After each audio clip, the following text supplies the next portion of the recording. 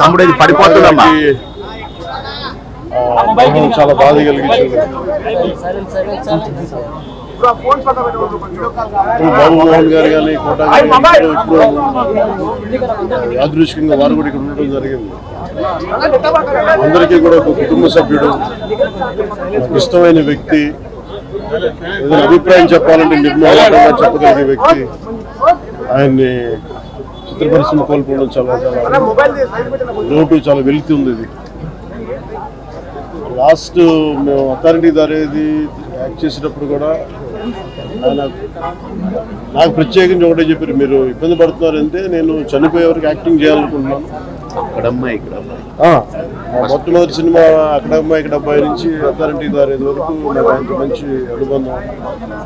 ఇప్పుడు 10 మంది బాగును ఆకాంక్షించేవాళ్ళు.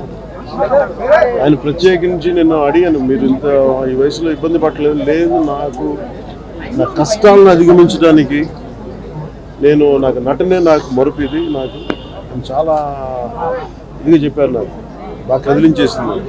అలాంటి వ్యక్తి ఎంతమంది పరిణి చెందిన నటులు ఉన్నా కానీ ఆయన విశిష్టమైన శైలి, గొప్ప నటులు.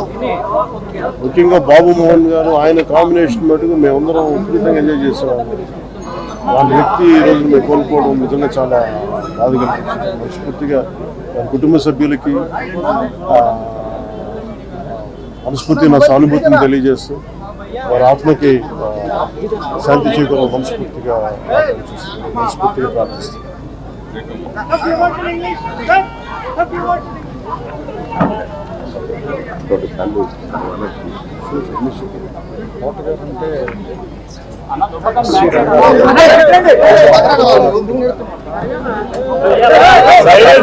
సైలెన్స్ అండి, ప్లీజ్ సైలెంట్ గా ఉండండి.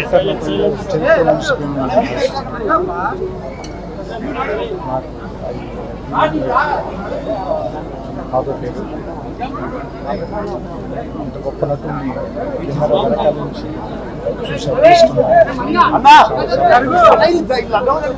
చూసే అవకాశం వ్యక్తిగతంగా కూడా చాలా పరిచయం. ఇంటికి కూడా రావడం, సినిమా షూటింగ్